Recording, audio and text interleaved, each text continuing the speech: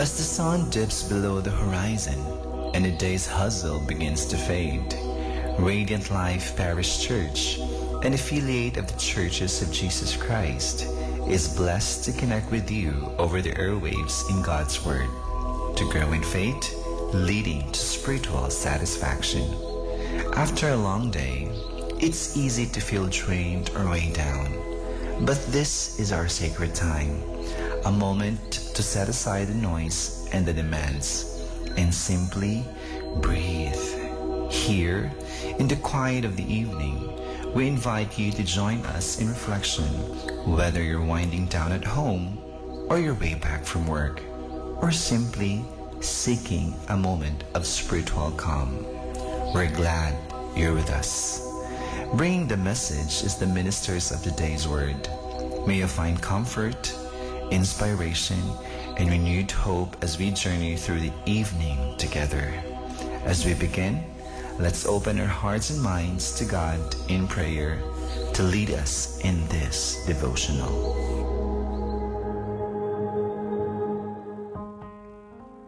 Hallelujah! May gabi sa atong mga suking tigpaminaw karon diha sa 107.9 nga namati sa atong radio ministry, especially sa atong mga kaigsunan all the way from Hakuton, Mamburao, Pamplona. May gabi kanyang tanan diya, especially to Nanay Muling, Nanay Biling, and Tatay Juan. May gabi kanyo diya among mga kaigsuunan no diya sa pagtuo.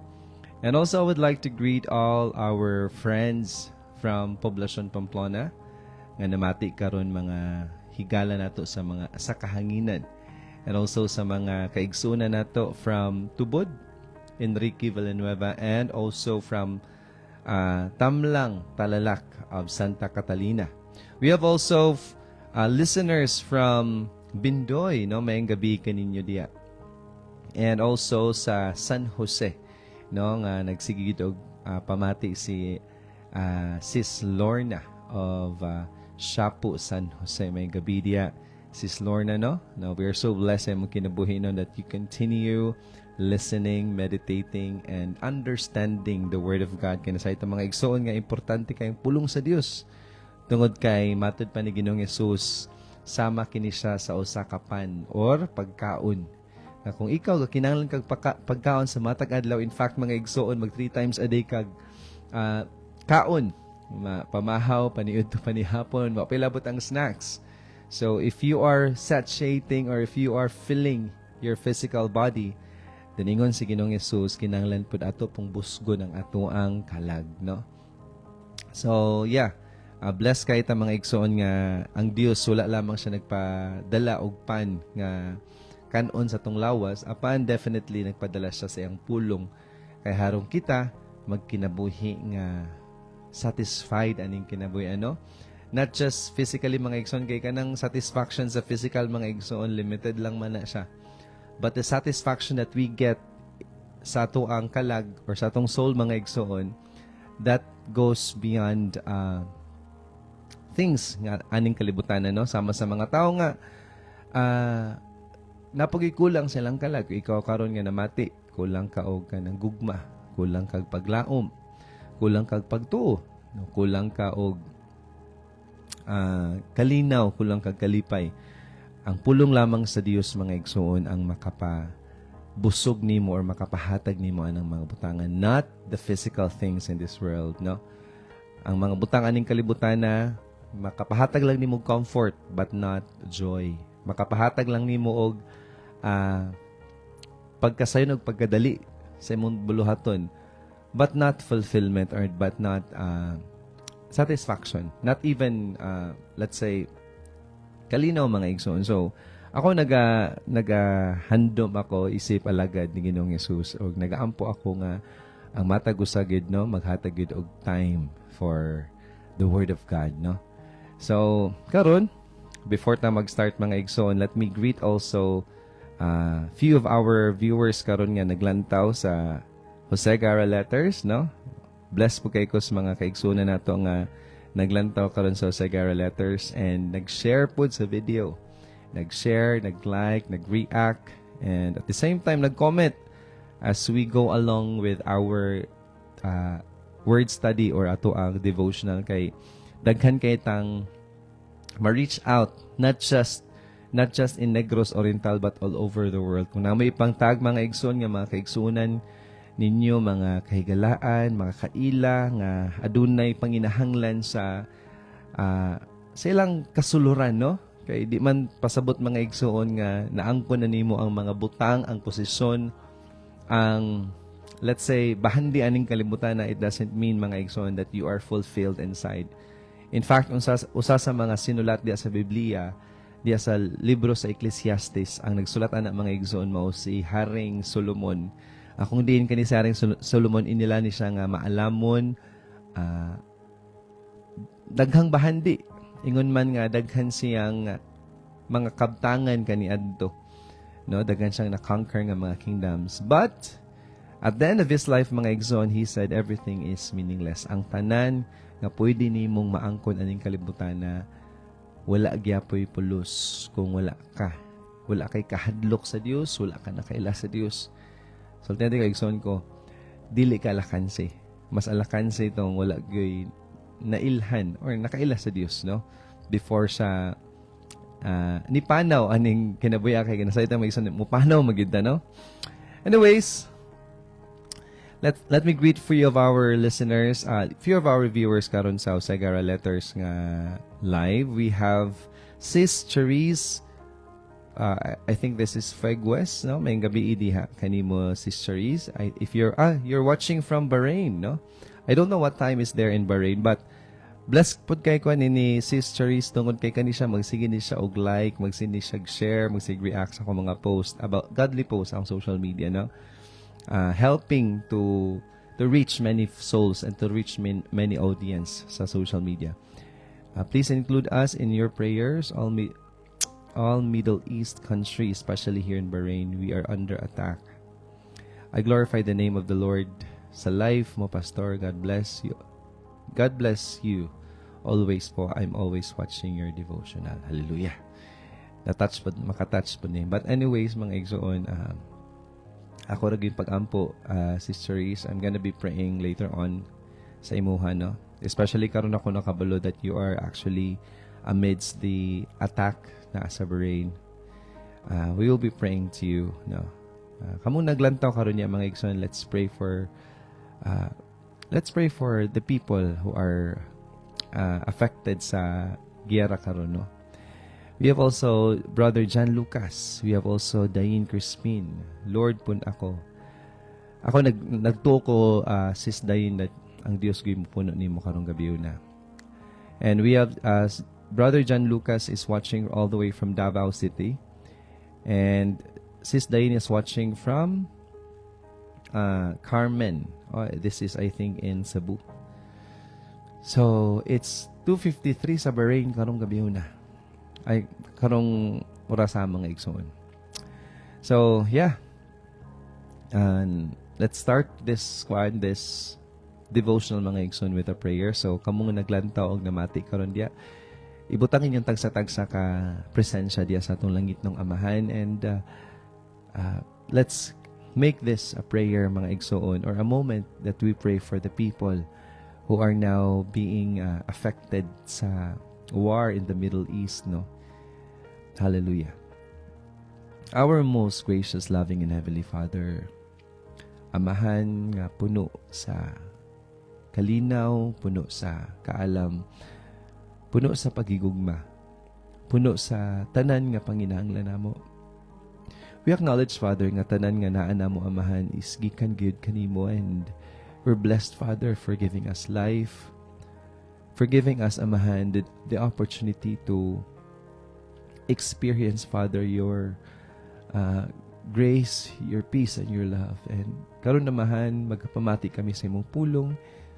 And we pray, Father, that as we listen to your word, amo pong giampo, Amahan, ang mga tao karon nga nagtukag Ginoong Hesus, and those people, Father, nga affected sa war in the Middle East, Father, to protect them, Father. Amahan po na ang ilang kasing-kasing o kalinaw, Amahan, there are things, Aman, that are beyond our control, Father. Di na mo makontrol. But we asked you, Father. And we know, Aman, nga imuming paminawon because you are a faithful one. Mugyan po, Aman, nga protektahan ni mo sila, ilayo ni mo sila sa mga kasamok. Ilayo ni mo sila, Aman, sa danger, Father. Give them the wisdom, Father, to place themselves, Father, safely. And Father, tagayas lang mga tao, Amahan, nga mutabang kanila. Mga tao, Amahan, nga andam nga mo hatag kanilang tabang, Amahan, as they face this current situation. Amahan, we lift you up everything. And we know, Father, nga wala imposible ni mo. As you've said in your word, that with you, Father, nothing shall be impossible. And we believe on that, Amahan. The world may be shaken, Father, but our faith sa imo, Amahan, will always be rooted sa imong mga promises, sa imong pagka-faithful, ug sa imong hustisya. We know, Father, that your love is beyond our sins. Aduna naman kami mga kalapasan, Amahan. We acknowledge, Father, that we are sinners, but we also believe, Father, that pinagi ni Ginoong Yesus na himo kaming mga matarong, Amahan. And we thank you, Father, for all of these things. Mag-enjoy kami, Amahan, sa imong pulong. Puna kami, Amahan, sa imong kalinaw. Puna kami, Amahan, sa imuhang kaalam, Amahan. And let your Spirit, Father, teach us tonight. This we pray in the name of our Lord Jesus Christ and by the Holy Spirit. Amen. Okay. So, sorry mga Exxon, I'm a bit emotional, no? As I was reading sa comment ni Sister Reese, no? I pray mga Exxon nga kamong nanglantaw karon diya. We are very blessed nga layo ta aning mga situation. So I think the best thing that we can do is to really pray for these people. I know ang Amahan mga Igsuon ng Diyos mamati siya sa atong mga pag-ampo. Ato ningiyampo sa ngalan ni Ginoong Hesus, and I know this will come to rest.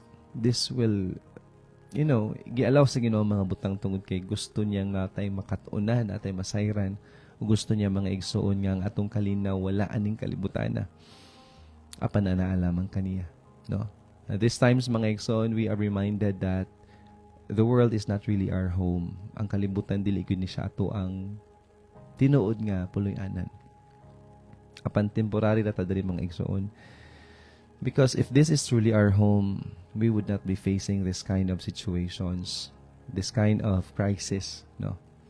Kani ato ang gasolina nga nanag-as, na may gani gid sa ato at gasolina rin tag-as, no? Sa ila dito mga Igsuon, grabe kay ang mga panghitabo, but still they're clinging to the promises of God. Anyways, mga Igsuon, amo naglantaw karon diya, and especially those who are watching from the people of Middle East, always remember that at the end of all of this, ang tanang mutuon ni Ginoong Hesus mugi magmadaugon. And that's what God promises to us. So we have to cling to that. Di ta mutuo, dili ta mutuo sa mga nakita nato sa palibot, apan mutuo ta permanente sa atong Dios. Hallelujah. So let me greet Teacher Jester nga nakakaroon sa Samar. We have also Brother Rusty Salas, may gabi. We have also Monray Soman, may gabi. And also I think si Monray is from Santa Agueda, may gabi diya, Brother Monray. And also atong igsuon sa pagtuo nga from Cantilo, Brother Ray Real, may gabi kanyang tanan.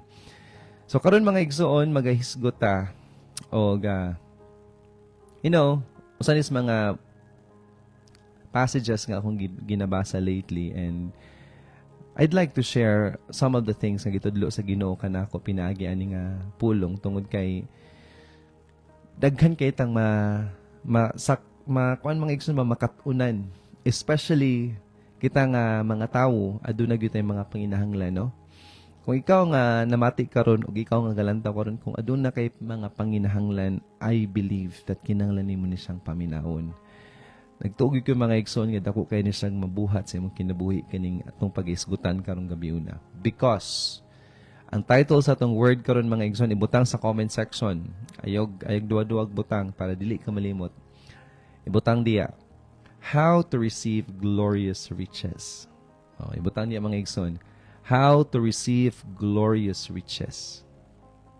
Sige. So, sultihan di ka igsoon ko, daghan kay mga naka-misinterpret ani nga passage sa Bible. Kaning sa Philippians chapter 4 verses 19. Akong basahin ha. Philippians chapter 4 verses 19 sa English o sa Cebuano. Ingon diri mga igsoon. And the same God who takes care of me will supply all your needs from His glorious riches, which have been given to us in Christ Jesus. No? Nindot kayo mga igsoon sa?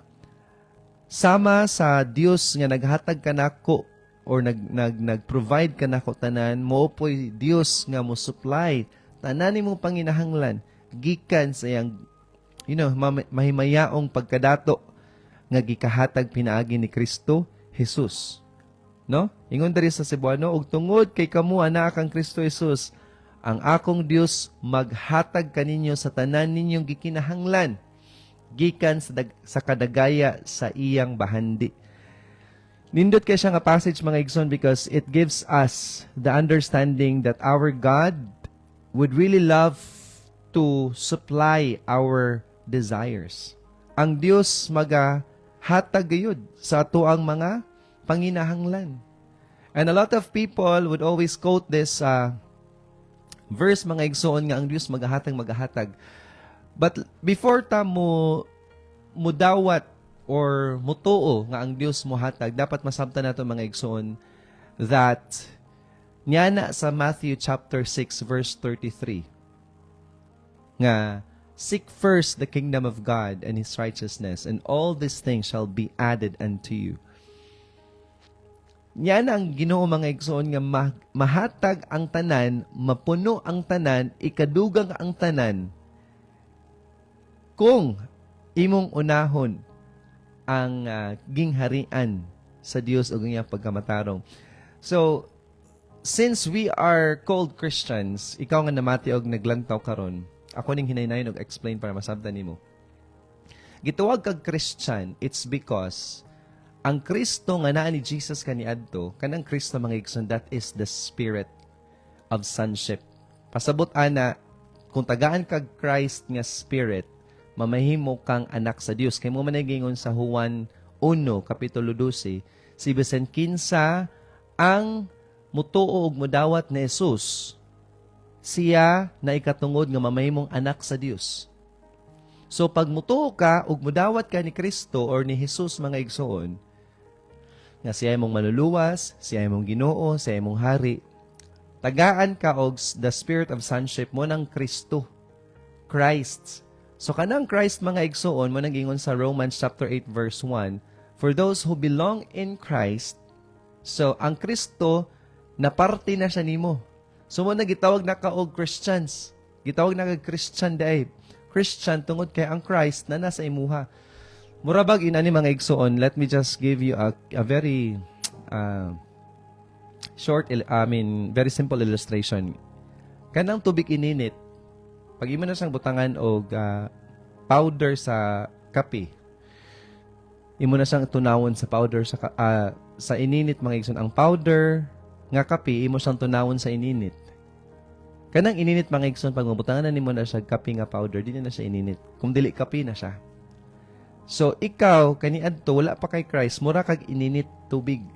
Apan karon nga na kay Christ mga igsoon, gibutang ang kape sa imuhang sa ininit tubig. Ang ininit tubig di na siya nimo tawgon nga ininit tubig, kundi imo na siyang tawgong kape. So although naragya po ng ininit tubig, but di na nimo siya tawgong ininit tubig, apan tawgon na nimo siya kape.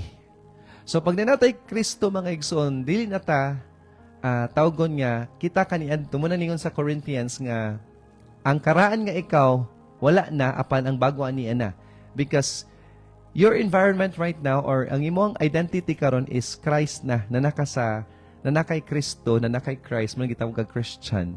So ang imuhang kuanigson ko, ang imuhang environment, ang imong panghuna-una, ang imong mga gusto, ang imuhang mga butang gusto nimo makabot, ang mga butang mga igsoon nga gusto nimong tinguhaon, dili na sama sa una mo nang nanay something nga na change sa imong kinabuhi. Bali, nausub na ka. There is a transformation. Although imong nawong pare moras sa gihapon, wala na usub imong nawong, apan ang imuhang mga gusto, ang imong mga desisyon, ang imong mga pagbati, imong panghunahuna, dili na sama kaniadto nga kung saan na kay mga problema kaniadto, mag-goal ka, maghila ka, mag-rant ka, manalahi ka sa imong problema, no? Apan karon mga igsoon, pag nakay problema, ang imong ginabuhat is mag-ampo na ka, maminaw na kagpulong sa Dios.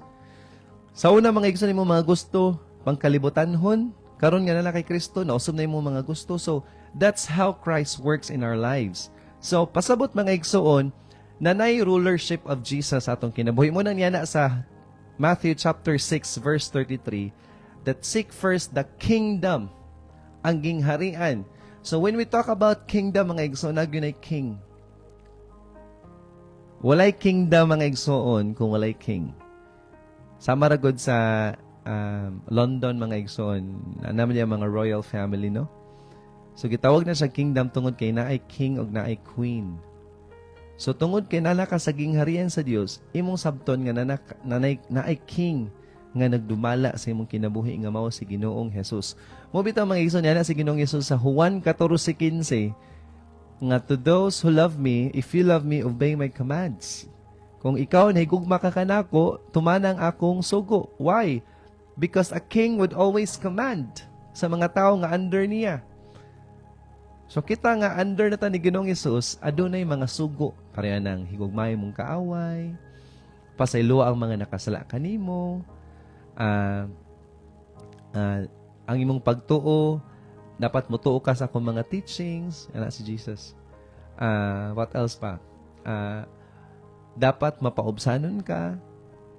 Dapat ikalipay nimo kung makaagi kag mga kasinatian. Those are the commands of Jesus. Love your enemies, love your neighbors.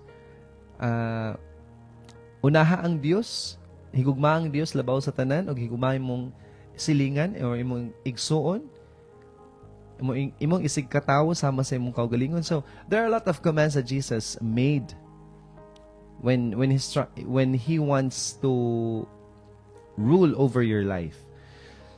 Ang nakanindot magpud mga igsoon nga nung gusto pud jud ko nga ang maghari sa akong kinabuhi si Jesus, tungod kay mas nindot ang disposition sa akong kinabuhi, adunay kalinaw, adunay kalipay.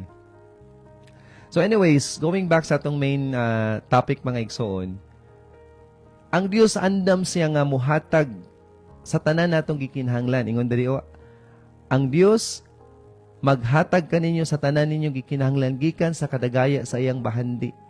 Andam ang Dios. Apan before naabot ang verse 19, napay mga previous verses, napay mga gipanghisgutan diri sa previous verses. Ug ako anang basahan mga igsoon para masabtan nimo nga before ningon si Pablo nga ang Dios magahatag sa tanan nimo gikinahanglan, naa siya gihisgutan pa sa taas. So dapat masabtan na turong gabi una unsa may gihisgutan ni Pablo sa previous verse nga nakaingon siya nga dapat ang mga taga Pilipos makadawat sa tanan nilang gikinahanglan gikan sa kadagaya sa Dios. So akong basahon diri sa verse 10, no? So kamong naglantaw karon dia, you write amen, no? Ingna sa inyong kaugalingon or ingna i-type dia sa comment section that I receive all that I need from the glorious riches of God. O ibutan dia, I receive all that I need from the glorious riches of God. Para dili ka malimot, para mahinumduman nimo nga gusto jud ang Dios nga muhatag sa tanan nimo panginahanglan gikan siyang kadagaya. But before that, ako ning tudlo kaninyo ning gikan sa verse 10 abot sa verse 19. Ingon diri sa verse 10 mga igsoon. How I praise the Lord that you are concerned about me again. I know you have always been concerned for me, but you didn't have the chance to help me. Paminaw mo mga igsoon. Kani si Pablo manggod. Kani adto kusog kay ni sang missionary manggod si Pablo. Kusog siya mag-ato-atog laing dapit ba ug magsangyaw sa maayong balita. Usanis mga gisugo ni Ginoong Hesus kaniya. Sa diyan na-convert siya as the apostle or as Christian. Kaya apostolis man ni si Pablo. Yung sayang pag adto-atog lain-laing lugar, of course, magkinahanglan gyud kag let's say pagkaon or let's say kung naa siya adtoon nga lugar nga kundi dito siya matulog, kinahanglan siya og mo rent si ana nga lugar sa iyang katulugan. So while Paul was teaching the gospel or preaching the gospel to the Gentiles or sa nagkalaing dapit kaning Pilipos, Corinto, Ephesus, Colosa, kaning mga lugar mga igsoon, ang mga taga Pilipos hilig kayo sila or gusto kayo silang mo support sa mission ni Pablo. Muna ningon diri that these people are concerned about Paul again. Nga gusto nila nga mo tabang apan wala sila'y chance nga makatabang ni Pablo. Probably mga igsoon usas mga reason nga nung maglisod og tabang kay walay makahatod sa tabang kay sa una man gud wala jud kaayoy kanang ginatawag nga kanang means of transportation. Mostly sa ilas kaniadto in the first century of the church or in the first century of the church or katud yung pagsugod sa church age mga igsoon. Wala gud kay sila kanang means or mode of transportation. So pag mutabang ang mga taga Pilipos, maglisod sila. Munang mindre si Paul, but you didn't have the chance to help me. Verse 11. Not that I was ever in need, for I have learned how to be content with whatever I have. Yan na si Paul nga inyo kung gitabangan, dili tungod kay nagkinahanglan gyud ko, kay nakaantigon ako nga mamahimong kontento sa mga kung say naa niya. So si Paul mga igsoon, in spite of the fact na ang iyang kinabuhi nag-revolve na lang sa sangyaw sa maing balita. Whatever nga naa ni Paul, whether it is little or it is abundant, naman nagay siya'y jutay ra or naman nagay siya'y daghan kaayo, yan na si Pablo, I learned how to be content. Nahimo siya nga makontento sa kunsaray na aniya. So nindot kay mga igsuon nga inana pod ang matag kasing-kasing sa tao ba that we become contented with what we have as long as ang imong focus is to fulfill the assignment that God has given to you.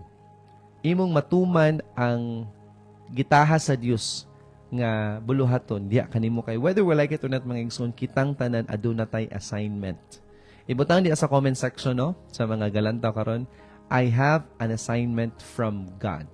Ibutang diha sa comment section para dili ka malimot nga gibutang ka sa Dios aning kalibutan na because naa siya ipabuhat kanimo. Because if you believe that Jesus is your Lord, pasabutan ng Lord mga igsoon, siya ang imong tumanon, siya ang imong sundon. Kung si Jesus na assignment kaniya, to dapat ikaw po na po kay assignment. Dili pwede mga igsoon nga siya imong Lord, yan na siya assignment niya, ikaw wala kay assignment, di na pwede. And how could I say that Jesus had an assignment? Kabantay mo atong dito siya sa cross. Niyon sa mas Jesus ato, niyon siya nga, it is finished. Natapos na.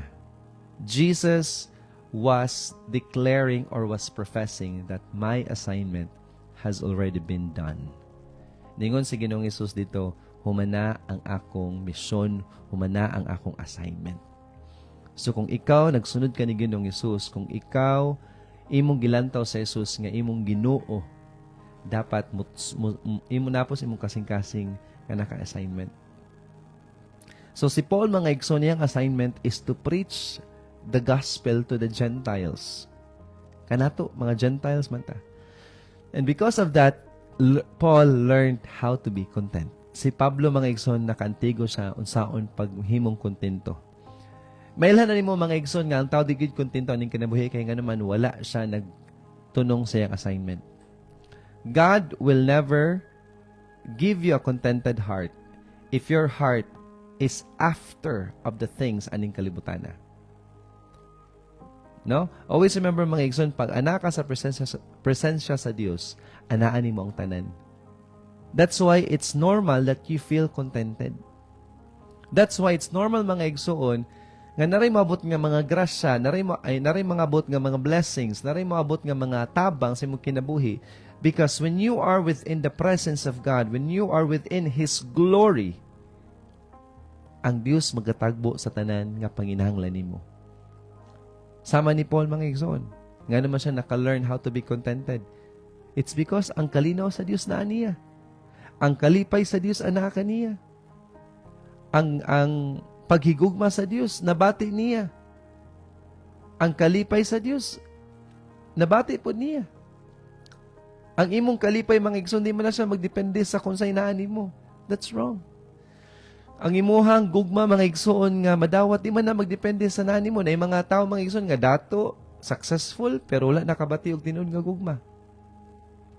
Na yung mga tao mga igsoon nga dato, taas og posisyon, pero daghang gwardya. Kaya nga naman, walay security, walay kalinaw silang kinabuhi, kaya gina-threat sila for the people around them. No? Ang mga tao mga igsoon, gusto jug security para dili mawad ag paglaom. But what happened to them? Kasi nangitabo nila nga gusto sila security. Nisamot na hinon mga igsoon nga nabalakas las kinabuhi.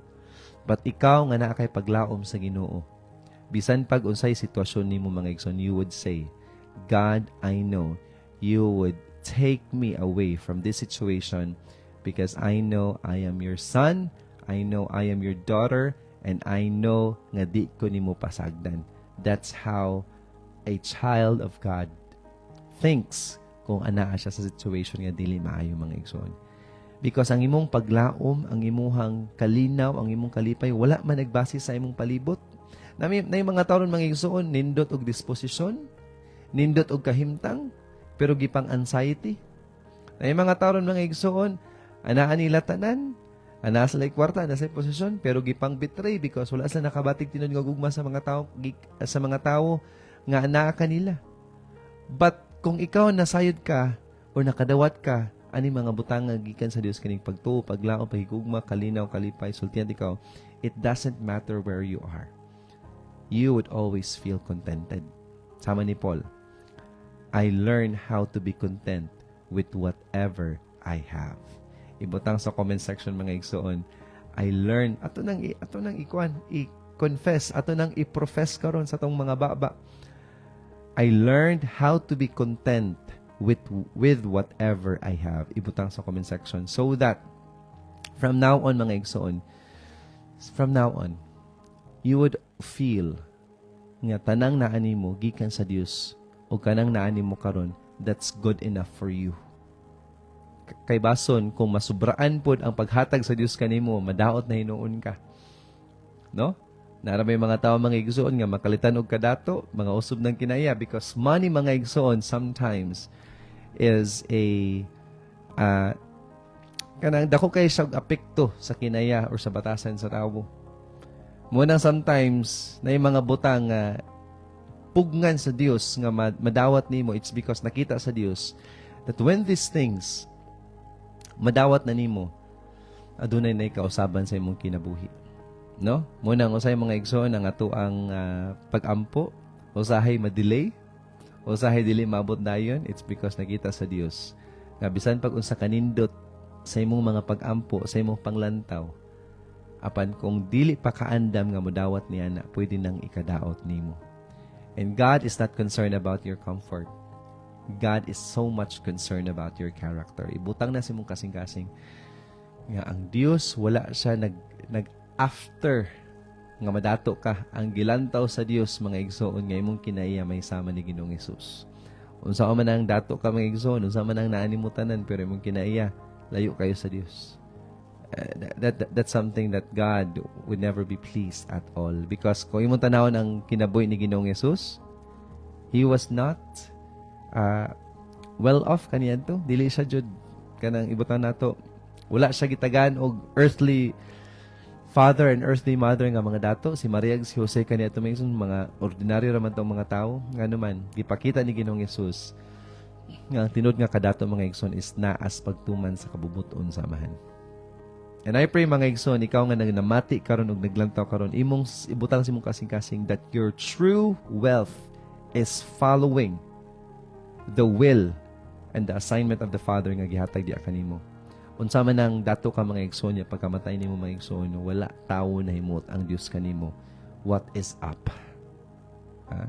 Mukanta jud kag what's up anang mga panahon na. No?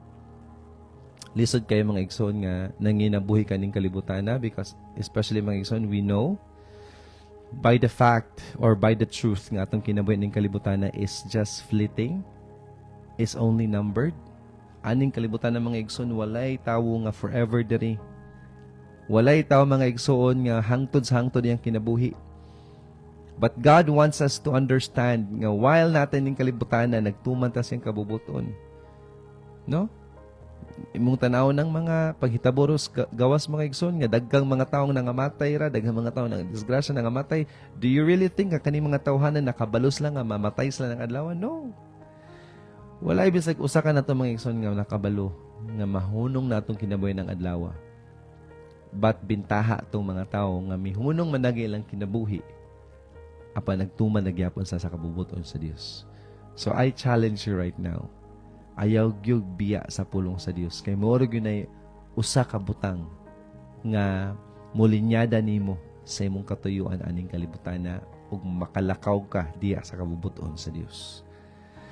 Padayon ko mga igsoon, naka-learn si Paul how to be contented, no?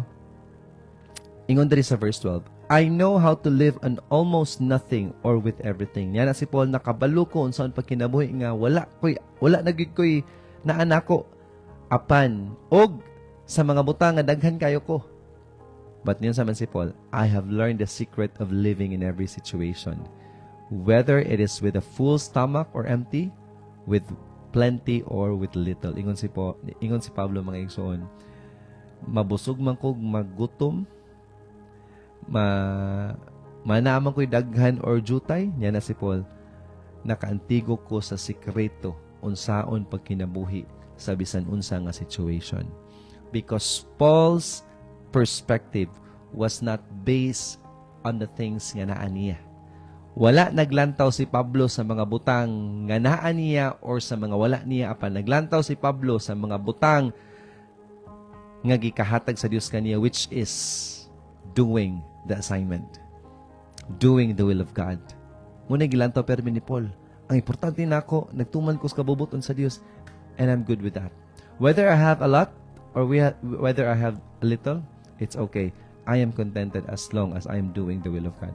Muna siya sekretos kinabuhi mga igsoon. Ang mga tao ning kalibutan nagalagas. Wala na rest day, gasig overtime mga igsoon. And what is up? Kumusta gyud nilang kinabuhi?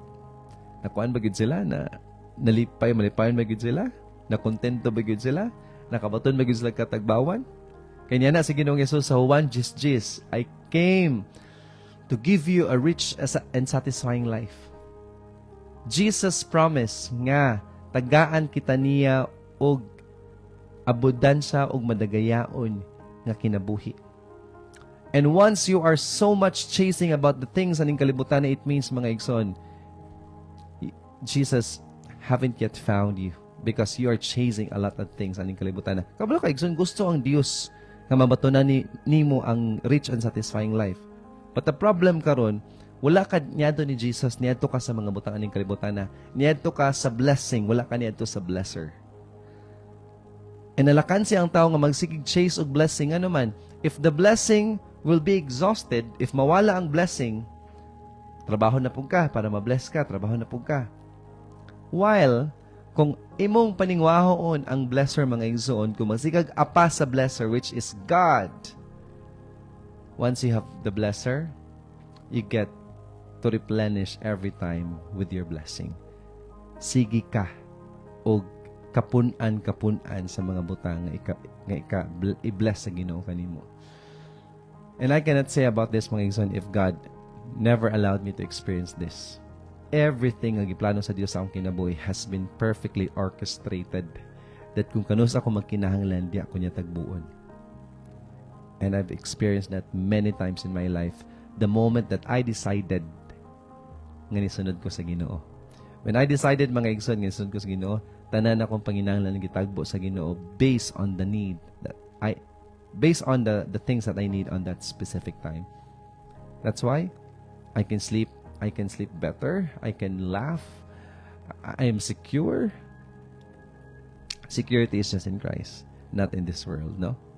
Ang padayon mga igsoon na, as you know, you Philippians were the only ones who gave me financial help when I first brought you the good news and then traveled on to Macedonia.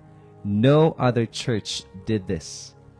Sa kadaghan nga gisangyawon ni Pablo bahin sa kaluwasan bahin sa maayong balita mga igsoon, ang mga taga Pilipos lamang ang nagsigig hatag og financial help didto ni Pablo. Kaya nakasabot ang mga taga Pilipos nga si Pablo dili maabot sa ilahang lugar kung walay gamit ka kwarta. That's why na mga taga Pilipos, we're gonna help you, we're gonna send you money, we're gonna finance you so that daghan pang mga tao ang makadungog sa mayong balita. Because if you have truly understood salvation, if you have truly understood the mission of Jesus Christ, the Great Commission of Jesus Christ, sa imong kasing-kasing mga igsoon, mutabang yun ka. Kaya di man ka musugot nga ikaw rin maluwas. Ang tinuod mga igsoon nga nakabaton og kaluwasan, gusto gunas lang mo paigayon sa kaluwasan alang sa uban. No? Imagine ha, nagsikag paningkamot aning kalibutan na with all the means that you have, with all the time that you have, with all the effort that you have, imong gihatag tanan, time, effort, and means para lang ka madaggan imong kwarta. And then suddenly you die. Ang nagkapaymulo sa imong kwarta, dili ikaw. Ato ba ni mo sa Ginoo? Manang Ginoo, I have given you the ability to kanang makakwarta ka. Matubang biyata mga igsoon sa Dios moabot ang adlaw. And I pray mga igsoon anang time we would be confident enough to face God and we would say, Lord, I have done your will.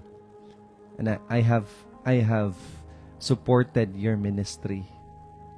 Kaya whether you like it or not, mga igsoon, walay tao nga maluwas kung di sila makadungog sa mayong balita.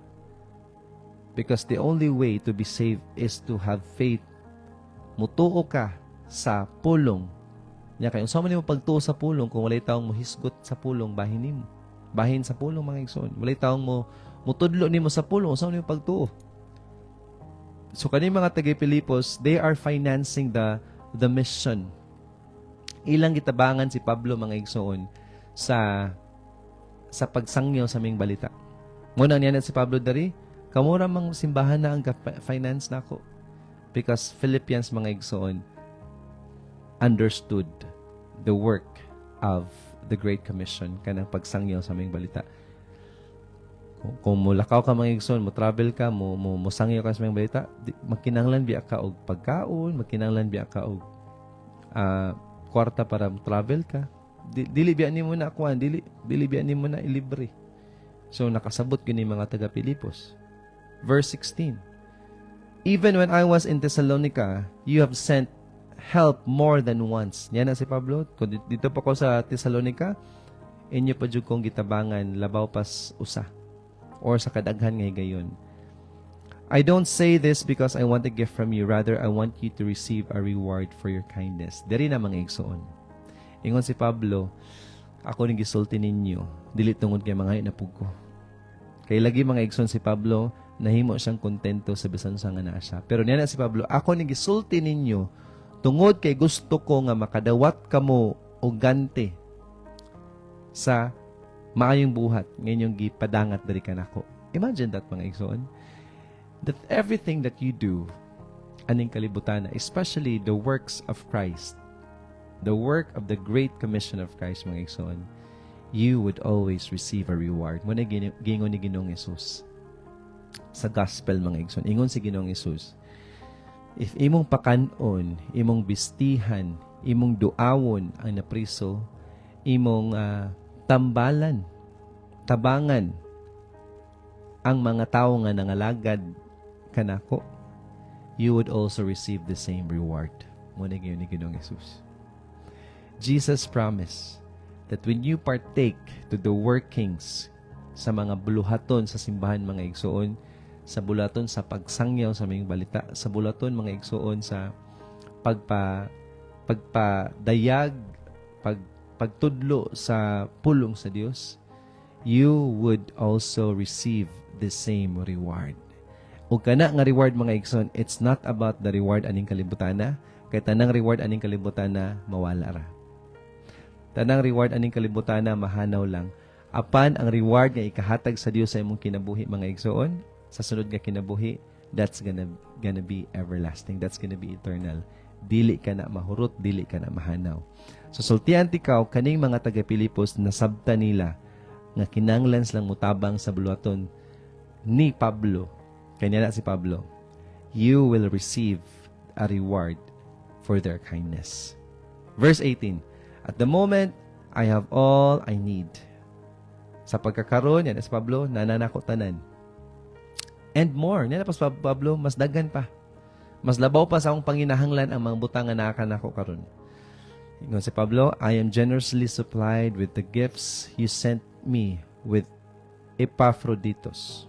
They are a sweet-smelling sacrifice that is acceptable and pleasing to God. O sa may mga sakripisyo nga acceptable sa Dios mga igsoon, mga sakripisyo nga ikapadako, ikapalapad sa iyahang work sa Great Commission, sa pagsangyo sa ming balita, sa pagtudlo sa ming balita mga igsoon. These are the very things mga igsoon that is sweet-smelling. Ngayon dito, sweet-smelling sacrifice that is acceptable and pleasing to God. Daghan kay mga tao ning kalibutan na gusto nga mo offer sa Dios. But ang pinaka-sweet-smelling sacrifice nga madawat sa Dios gikan kanimo kanang mutabang ka sa bulaton sa simbahan mga igsoon. Mo ni nahitabo sa taga Philippians or mga taga Pilipos. Verse 19. And this same God who takes care of me will supply all your needs from His glorious riches which have been given to us in Christ Jesus. Tungod kay ang mga taga Pilipos mga igsoon nagtabang sa bulaton sa Dios. Niya na si Pablo sa verse 19. He will take care. God will take care all the needs and He will supply all the needs from His glorious riches which have been given to us in Christ Jesus. Nga gikahatag, ngari kanato pinaagi ni Kristo Jesus. Muna siya context mga igsoon sa supplications. Muna siya context nganong ang Dios mo supply sa tanan mong panginhanglan. Muna siya context nganong ang Dios mo hatag sa imong panginhanglan. It's because ingon si Pablo sa iyang writings that you have been sacrificing in supporting the work of the mission, the work of the Lord, which is to spread the gospel. Kaya mo man siya ibuluhaton ni Pablo sa una. Maglakaw-lakaw siya glain-lain nga dapit o giyang isang yaw ang maying balita. And then, ang mga taga-Philippians mo oy kusugay mo support sa iyahang mission. O niya na si Pablo. God will supply every need from the glorious riches of God. So, karon mga igsoon, kung nasabtan nimo ni nga pulong, and I pray nasabtan gyud nimo, if gusto kang makadawat sa glorious riches ng gikan sa Dios, simple lang kayo.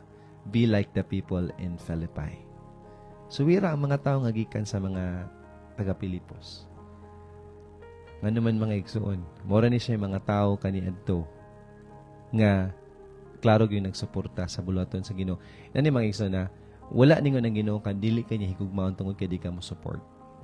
Pero the thing about people who supports to the work of Christ, mo ni siya nas reward sa sunod nga kinabuhi. And that's something that we have to look forward to. Why do we do this and do that? No?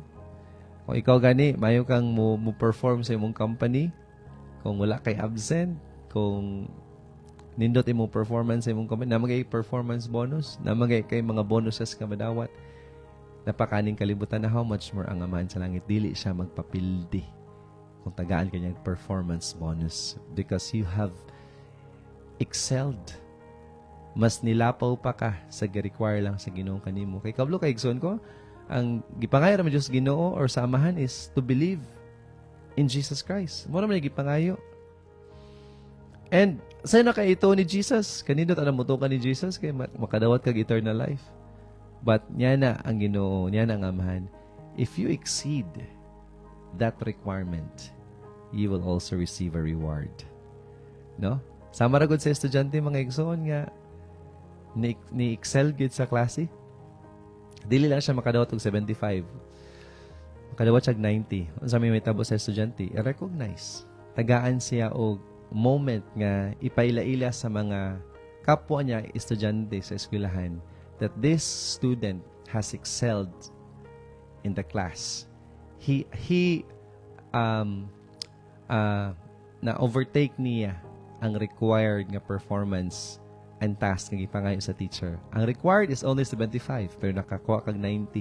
So mo tong gi-recognize ka. Sama ra po na sa Dios mga igsoon. Ang gi-required nimo is motora ka ni Jesus. But if you excel, if you go on, move an extra mile sa gipangayo sa Ginoo kanimo, you would receive more than that. And muna yung mga butang mga igsoon that we have to understand. If nasa imong kasing-kasing karon nga kasabot ka ni ba? God may be talking to you that kablo kay igsoon ko, wala mo gyud magkulang sa Dios. Wala magkulang niya. Everything atong gihatag diya sa Ginoo mga igsoon, dili man na siya out of because God needs that. When we give out to the Lord, it does not mean mga igsoon nga nagkinahanglan siya na. It only means nga nisalig ka nga siya may mo provide nimo. That's the very essence of giving back to the Lord. Ano kang nihatag sa Dios? Kanisalig ka nga tanan nga naa nimo gikan niya. Muna ni hatag kaniya. It's not that God was expecting because God needs that. Ang Ginoo mo'y matod pa sa Acts chapter 17 verse 17 mga igsoon, that God is the owner of everything, of the world and everything on it. Yan na dito sa Psalms 23, the Lord is my shepherd, I have everything that I need. Pasabot, ang Diyos anaan niyang tanan. But why still God needs you to, to support, to give? Because gusto niya mga igsoon na kung sa'y nadawat ni Jesus, kung sa'y nadawat nga reward ni Jesus, you would also receive that. So, yeah, that's how we receive the glorious riches from God. No? Ayog sugot mga igsoon nga ang imuhang panginahanglan, ang imong mga gusto makuha nimo tungod kay naning kamot ka. Paningwa mga igsoon nga ang imong mga gusto gihatag tungod kay natunong ka. Tungod kay nakasabot ka, tungod kay nituman ka sa pamaagi sa Dios. Okay? So, I think, humanata mga igsoon, no? Daghang salamat sa inyong pagpamati karong gabi una. Daghang salamat sa mga naglantaw karon sa live. Thank you so much for being with us tonight. And I pray again to Sis Charisse Figues nga nakaroon sa Bahrain, no? Ma'am, sis, I pray nga imong gunitan ang mga saad sa Dios. Ang importante karon is naggunit ka sa iyang pulong o nagsalig ka sa iyang mga saad. Daghang salamat mga igsoon, and we will be seeing each other next time on the same time.